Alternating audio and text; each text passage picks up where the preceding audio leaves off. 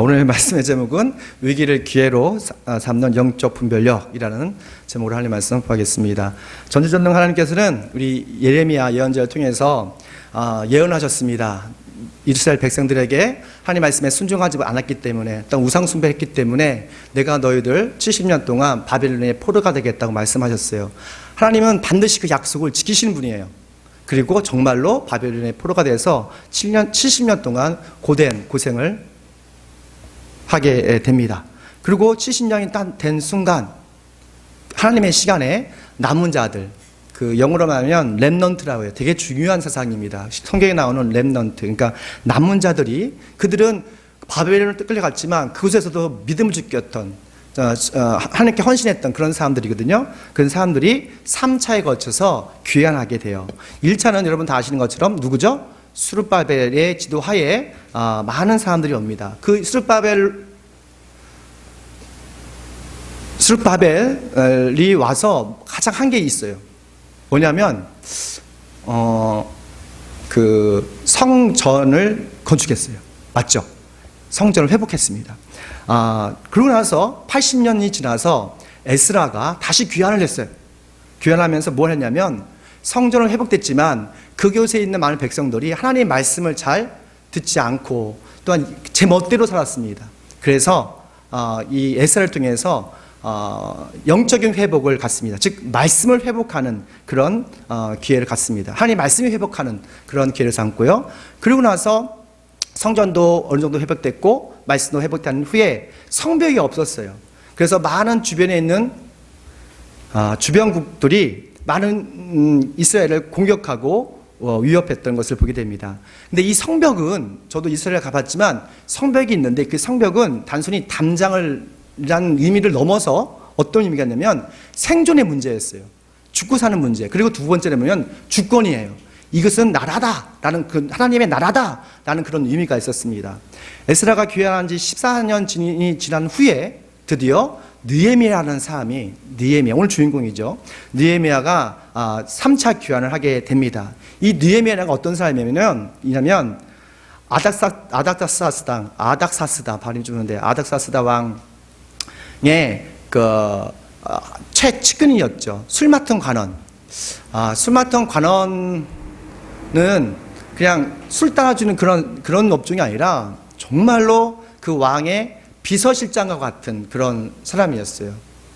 적어도 비서실장이면 아주 정치적인 감각이 있고 예의가 바르고 순발력이 있고 심지어는 무예도 출중해야지만 될 수 있는 사람이 바로 비서실장이에요. 왕과 항상 함께 다녔던 사람, 그리고 모든 행사에 주관하는 사람들이 바로 비서실장이었죠. 그리고 왕의 중요한 일에 조언까지 할 수 있는 아주 지식적인 해박한 지식과 지혜로운 사람이고, 또한 왕의 비밀스러운 일들을 지켜줄 수 있는 그런 과묵함이 있었던 그런 인격적인 사람이었습니다. 이게 아닥사스다 왕이 크세르크세스 왕의 아들입니다. 크세르크세스 왕은 에스더의 남편이었죠. 근데 이 아닥사스다 왕이 성격이 불같은 사람이에요. 근데 이 사람과 함께 계속적으로 비서실장으로 일했다는 것은 상당한, 정말 탁월한 사람이라는 것을 알 수가 있어요. 특히 느헤미야는 노예의 후손이었잖아요. 즉 페르시아 때에 거기서 태어났기 때문에 어떻게 보면 이민 2세예요. 근데 이민 2세가 지금 황제의 최측근이 되었던 것이죠. 모든 권력의 핵심이 됐다는 거예요. 근데 인생에 있어서 최고점에 있는 이 느헤미야는 자신의 성공에 만족하지 않습니다. 새로운 도전을 하게 돼요. 그건 뭐냐면 남은 자로서 하나님의 위대한 사명에 동참하고 싶었던 거예요. 그것은 뭐냐면 완전히 무너진 예루살렘의 성벽을 다시 세우는 것이었어요. 근데 이 일은 자기의 스펙과 자기의 어떤 그 성공과 아무런 관련이 없어요. 하나님의 성벽을 짓는 것은 하나님의 나라를 회복하는 그런 의미가 있었던 것이죠. 그래서 느헤미야는 영적인 통찰력으로 그걸 봤다는 거예요. 하나님의 꿈을 봤던 것이죠. 하나님의 나라를 회복하는 꿈을 보았다는 거예요. 그리고 그 도전을 과감하게 시도합니다. 근데 그 도전은 만만한 게 아니었어요. 많은 위협이 있었고 위기를 극복해야 했어요. 영적 통찰력의 사람은 어떻게 이런 위기와 그 위기를 기회로 바꾸며 승리할 수 있을까? 말씀을 통해서 한번 보겠습니다. 함께 있습니다. 시작. 영적 불미의 사람은 방심하지 않는데요. 뭐 하지 않는다고요? 방심하지 않는데요. 1절 하반절 말씀 보니까 그러나 그때까지도 성문들의 문짝을 만들어 달지 못하고 있었는데 라고 말하고 있어요. 그렇죠? 모든 것이 다 완성됐는데 문만 달면 되는 거예요. 문만 달면 되는 거예요. 아마도 백성들이 난리가 났을 거예요. 52일 만에 성벽을 다 만들어냈거든요. 그리고 딱 그 문짝만 이렇게 달면 되는 거였어요. 하지만 느헤미야가 모든 사람이 축제 분위기였지만 느헤미야는 방심하지 않는 것을 보게 돼요. 우리 주변에 성공을 앞두고 많이 무너지는 사람들을 많이 봤어요. 정상의 자리에서 스캔들 때문에 인생을 망치는 사람이 많아요. 왜냐하면 방심하기 때문에 그래요.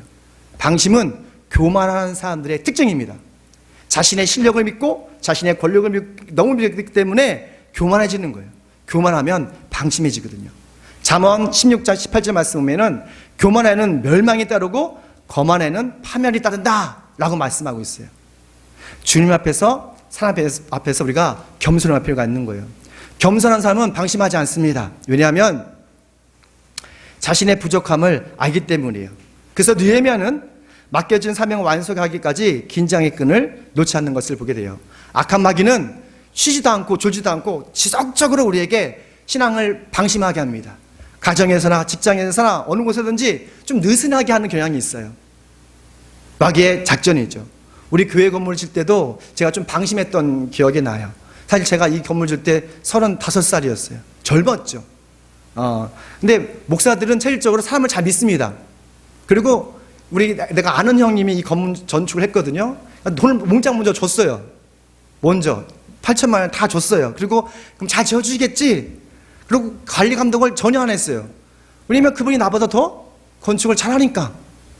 근데 건축을 하고 나보니까 뭐 여기서 누수가 있고 전기 위치도 엉망진창이고 막 난리가 난 거예요. 저의 방심 때문이죠. 근데 몇 년 전에 우리 최병세 지사님이 이 교회를 인테리어 했어요. 그쵸? 한 4년 됐나요 벌써?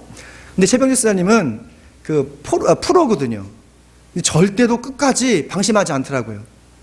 처음부터 끝까지 일사천리로 일을 척척척척척 끝내더라고요. 빈틈이 없어요. 여기서 제가 깨달은 게 있습니다. 아마추어와 프로의 차이는 끝마무리예요. 끝마무리. 우리가 믿음의 경주를 달릴 때에 처음도 중요하지만 그 끝마무리를 어떻게 하냐에 따라서 우리 운명이 달라지는 거예요. 믿음의 사람에게 영적 방심은 아주 금물이에요. 예배 한 번쯤이야 좀 빠지면 어때? 라고 말할 수 있어요. 그러나 영적 프로가 되려면 주님 오시는 날 가나지 우리가 정신을 바짝 차리고 우리가 방심하지 말아야 돼요. 우리의 영혼과 몸을 지키기 위해서 여러분 정신을 차리셔야 돼요. 사마리아 총독 사발렛에게 하나님 나라를 회복하는 그 느헤미야는 정말 눈에 가시 같은 사람이었어요. 그래서 느헤미야를 암살하고 싶었습니다. 산발람은 종을 보냅니다. 그래서 느헤미야에게 평화협정을 맺겠다고 하는 거예요.